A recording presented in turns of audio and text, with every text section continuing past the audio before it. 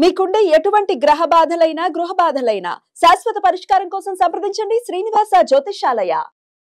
Hi viewers, welcome to our channel. ప్రస్తుతం మనతో పాటు దాము బాలాజీ గారు సీనియర్ జర్నలిస్ట్, వారితో ఒకసారి మాట్లాడదాం. సార్ నమస్కారం. నమస్తే. సార్, ఇవాళ జగన్మోహన్ రెడ్డి గారు అసెంబ్లీకి రాబోతున్నారని, ఆయన్ని అసెంబ్లీలో అవమానించబోతున్నారంటూ కొన్ని కథనాలు అయితే వస్తున్నాయి సార్. మరి నిజంగా జగన్మోహన్ రెడ్డి గారు అసెంబ్లీలో అడుగు పెట్టబోతున్నారా? ఎందుకంటే చాలా రోజుల నుంచి నేను రాను, ప్రతిపక్ష హోదా ఇబ్బంది రాను అని చెప్పారు కదా, మరి వాళ్ళు వస్తున్నారా? మరి నిజంగా అసెంబ్లీలో ఆయన్ని అవమానించడానికి ఏమన్నా ప్లాన్ చేశారా? దీనికి సంబంధించి మీరేం చెప్తారు? మామూలుగా జగన్ నేను ఇప్పుడు అసెంబ్లీకి రాను, నాకు ప్రతిపక్ష హోదా ఇస్తేనే వస్తాను అని గత కొంతకాలంగా చెప్తున్నాడు. దీన్ని తెలుగుదేశం కానీ బీజేపీ కానీ లేకపోతే జనసేన నాయకులు ఎగతాళి చేస్తున్నారు. నీకు ప్రజలు ఇవ్వలేదు, ప్రజలు ఇవ్వనప్పుడు మేమెందుకు ఇవ్వాలి నీకు అనేది వాళ్ళు అడుగుతున్నారు. రెండోది రూల్ ప్రకారం 10% వచ్చుంటేనే, అంటే దాదాపు 18 సీట్లు వస్తేనే మీకు ప్రతిపక్ష హోదా వస్తుంది. లేనప్పుడు మీరు అందరిలాగా ఎమ్మెల్యేలాగా వచ్చి మాట్లాడండి, మీ టైం మీకు ఇస్తారు కదా. మీరు ఎందుకు మిమ్మల్ని ఎన్నుకున్నప్పుడు కనీసం మీ పులివెందుల సమస్య మీరు మాట్లాడండి. అట్లాగే 11 మంది 11 నియోజకవర్గాల సమస్యలు మాట్లాడండి, మేము చర్చిద్దాం రండి అని అనేక సార్లు వాళ్ళు పిలిపించినా కూడా జగన్ ఏంటంటే ప్రజా సమస్యలు ఉన్నది మేము ఒకటే కదా ప్రతిపక్షం, ఇంకెవరు లేరు కదా, లేనప్పుడు మాకు ప్రతిపక్షం ఇవ్వచ్చు కదా అనేది జగన్ అడుగుతున్నాడు. ఇది హైకోర్టులో కూడా పెండింగ్ ఉంది. వీళ్ళ వాదన వీళ్ళది, ఎందుకంటే గతంలో ఇచ్చిన సందర్భాలు ఉన్నాయనేది వీళ్ళు చెప్తున్నారు. సో వీళ్ళేమో మేము ఇవ్వాల్సిన అవసరం లేదని వీళ్ళు చెప్తున్నారు. నిజానికి ఇవ్వదలుచుకుంటే ఇవ్వచ్చు, కానీ వాళ్ళు ఇవ్వదలుచుకోలేదు. ఎందుకంటే ఇస్తే వీళ్ళు అనవసర రాద్ధాంతం చేస్తారనేది వాళ్ళకి కూడా భయం ఉండే అవకాశం ఉంది. సో జగన్ వస్తే ఎమ్మెల్యేగా అందరికీ ఇచ్చినట్టుగా 2 నిమిషాలు 3 నిమిషాలు ఇస్తారు కాబట్టి దానివల్ల మేము మాట్లాడలేము వాళ్ళది. కాకపోతే ఏంటంటే జగన్ ఆలోచించాల్సింది ఏంటంటే, ఒకవేళ వాళ్ళు ఎంత టైం ఇస్తే అంత టైమే మాట్లాడచ్చు, తప్పేం లేదు. రెండోది అవమానిస్తారనేది భయం. నిజానికి అసలు భయం ఏంటంటే, గతంలో జగన్ వైసీపీ వాళ్ళు 23 మంది తెలుగుదేశం ఎమ్మెల్యేలు ఉన్నప్పుడు 4 ఇట్లా లాక్కున్నారు, 19 మంది ఎమ్మెల్యేలు ఉన్నారు. అప్పుడు దారుణంగా వాళ్ళని అవమానించారు. సో చంద్రబాబును కూడా దారుణంగా అవమానించారు. దానివల్ల చంద్రబాబు కూడా ప్రతిజ్ఞ చేసి వెళ్ళిపోయాడు రాకుండా.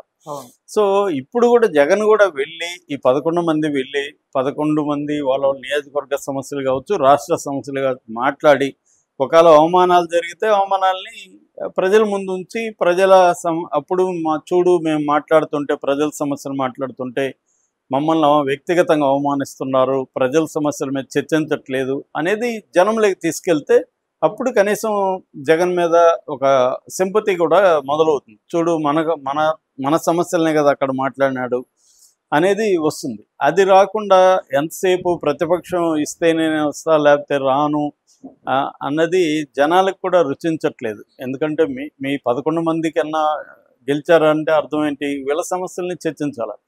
అట్లాగే వీళ్ళది ఇంకొక లాజిక్ అంటే, మాకు 40% ఓట్లు వచ్చాయి, కానీ ఇప్పుడున్న ఇండియన్ డెమోక్రసీలో నీకు ఎన్ని ఓట్లు వచ్చాయి అనేది సమస్య కాదు, ఎన్ని సీట్లు వచ్చాయి అనేది ప్రధానం. నీకు మెజారిటీ వచ్చిందా, మైనారిటీ వచ్చిందా, 100 ఓట్లతో నువ్వు గెలిచావా, ఇవన్నీ అనవసరం. నువ్వు గెలిచావా లేదనేది ఇక్కడ ఇంపార్టెంట్.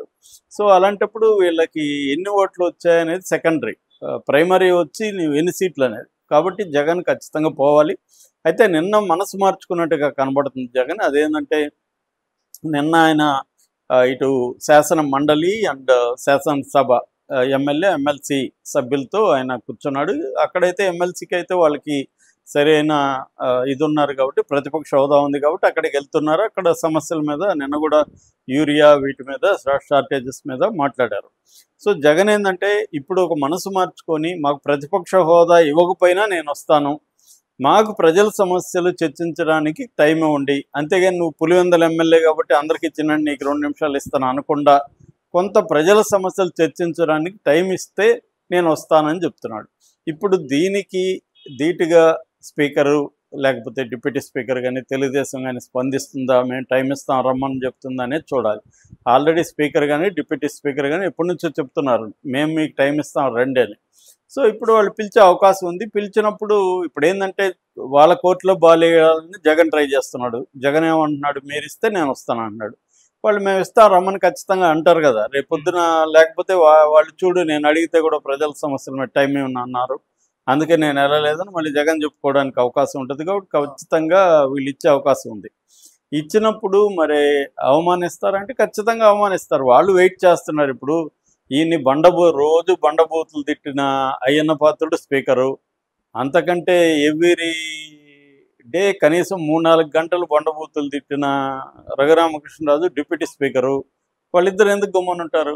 ఖచ్చితంగా అవమానిస్తారు. మంచిదే కదా, జగన్కి అవమానిస్తే ఇప్పుడు వ్యక్తిగతంగా ఏముంటుంది, వ్యక్తిగతంగా ఫీల్ కాకుండా ప్రజల సమస్యల మీద చర్చించినప్పుడు కానీ అవమానిస్తే ఖచ్చితంగా అది వాళ్ళకే ఇబ్బంది. జగన్కి అది ప్లస్ అవుతుంది. అది ఎందుకంటే ఎప్పుడైనా కూడా నేను అనేకసార్లు చెప్తున్నాను, శత్రువు మనల్ని కొడితే మనకు తగలకూడదు, జనాలకి తగలాలి, మనం కొడితే శత్రువుకే తగలాలి, జనాలకి తగలకూడదు. అలాగే ఇప్పుడు రేపు కూటమి వాళ్ళు అవమానం అనేది ప్రజలకు తగిలే విధంగా దాన్ని చేసుకోవచ్చు. చూడు, నేను ప్రజల సమస్యలు చర్చిస్తూ ఉంటే వాళ్ళు అది చర్చించకుండా మమ్మల్ని వ్యక్తిగతంగా అవమానిస్తున్నారు అన్న నెరేటివ్ని తీసుకెళ్ళడానికి వీళ్ళ దగ్గర ఒక ఆయుధం దొరుకుతుంది. అప్పుడు పోయి బయట, అందుకనే నేను ఎట్లాగో మా సమస్య మాకు టైం ఇవ్వట్లేదు, మా ప్రజల సమస్యలను చర్చించడానికి వాళ్ళు ఒప్పుకోవట్లేదు, పైగా అవమానిస్తున్నారు చూడండి అని కానీ నిరసన తెలిపి బయటకు వస్తే అప్పుడు వీళ్ళ మాటకి విలువ ఇస్తారు ప్రజలు కూడా, సింపతి వస్తుంది. అరే మన కోసం వాళ్ళు తక్కువ ఉన్నా కూడా మన కోసం అవమానాలు కూడా ఎదుర్కొంటున్నాడు అన్న యాంగిల్ వెళ్తుంది. ఎందుకంటే ఏ ప్రభుత్వం అయినా, ఏ పొలిటికల్ పార్టీ అయినా ఇవాళ ప్రజల ఆకాంక్షలకు అనుగుణంగా పరిపాలించే పరిస్థితి లేదు ఇవాళ ఉన్న మోడల్. ఎందుకంటే విపరీతంగా అలివిగాని హామీలు ఇస్తున్నారు. జగన్ 77,000 కోట్ల విలువైన హామీలు ఇస్తే సంవత్సరానికి, చంద్రబాబు ఇంకా ఎక్కువ ఇచ్చాడు, 1,20,000 నుంచి 1,30,000 కోట్ల విలువైన హామీలు ఇచ్చారు. అంత డబ్బులు లేదు. ఇక్కడైనా అంతే, ఎక్కడైనా కర్ణాటకలో కాంగ్రెస్ అయినా, ఇక్కడ కాంగ్రెస్ అయినా, అక్కడ కూటమైనా, ఎక్కడైనా అలివిగాని హామీలు ఇస్తున్నప్పుడు అది నెరవేర్చే పరిస్థితి లేదు. లేనప్పుడు ప్రజల అసంతృప్తి ఉంటుంది. అట్లాగే అనేక సమస్యలు అయితే ఉన్నాయి. ఎమ్మెల్యేల అవినీతి కార్యక్రమాలు కూడా తెలుగుదేశం మీడియాని ప్రతిసారి చూపుతుంది. సో ఈ ఇష్యూల్ని జనంలోకి తీసుకెళ్ళచ్చు. నిన్న కూడా జగన్ చాలా విషయాలను చర్చించాడు. అంటే సుఖీభవ కార్యక్రమానికి 40,000 ఇవ్వాలి, 5,000 ఇచ్చారని చెప్పాడు. ఫీజు రీఎంబర్స్మెంటు దాదాపు 4,000 కోట్లు పెండింగ్ ఉంది. ఫీజు రీఎంబర్స్మెంట్ మొత్తం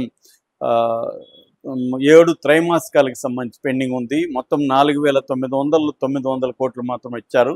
ఎవ్రీ త్రైమాసికానికి 700 ఇవ్వాలి, అది ఇవ్వలేదని చెప్పాడు. అట్లాగే వసతి దీవెన గతంలో 2 దఫాలు, ఈసారి 1 దఫా 2,022 కోట్లు ఉంది. మొత్తంగా ఈ 2 పథకాలకు సంబంధించి 6,200 కోట్లు పెండింగ్ ఉంది.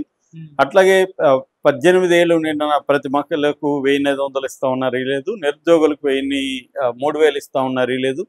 50 ఏళ్ళు నిండిన వాళ్ళకి 4,000 ఇస్తా ఉన్నారు, పెన్షన్ ఇవ్వలేదు అనేది నిన్న లెక్కలతో సహా జగన్ చెప్తున్నాడు. ఇదేదో అసెంబ్లీలో ట్రై చేయొచ్చు, అసెంబ్లీలో కుదరినప్పుడు అప్పుడు చెప్పచ్చు.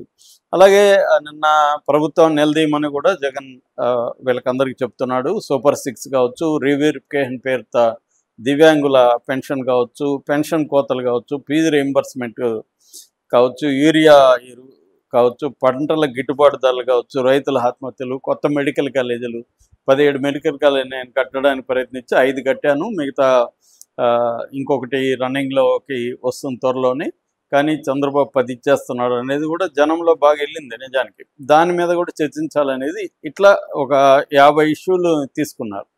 సో అవన్నీ చర్చించడానికి జగన్ అయితే రెడీగా ఉన్నానని చెప్తున్నాడు. ఇప్పుడైతే అయ్యన్న పాత్రుడు లేకపోతే రఘురామకృష్ణరాజు కోర్టులో బాల్ ఉంది. అంటే మేము టైం ఇస్తాం రమ్మనాలి. మామూలుగా అయితే రూల్ ప్రకారం అందరూ ఎమ్మెల్యేలకు ఎంత ఇచ్చారో జగన్కైనా అంతే ఇవ్వాలి.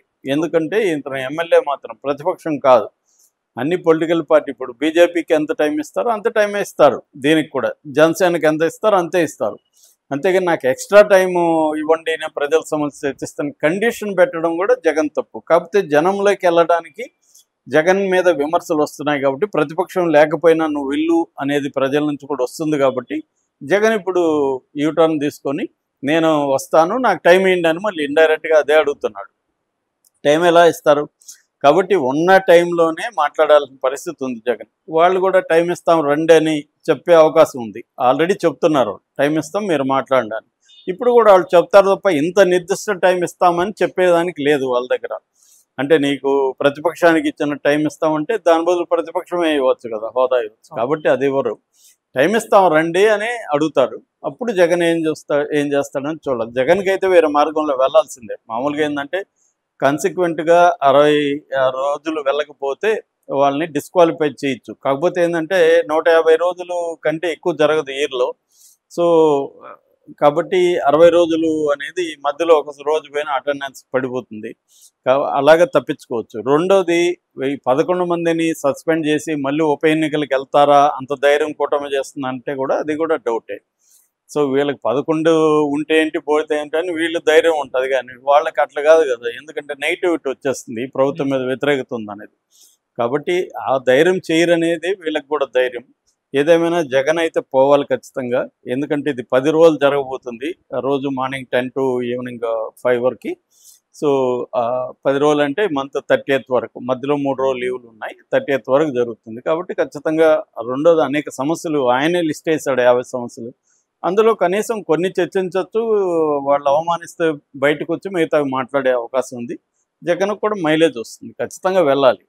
Okay sir, thank you so much sir.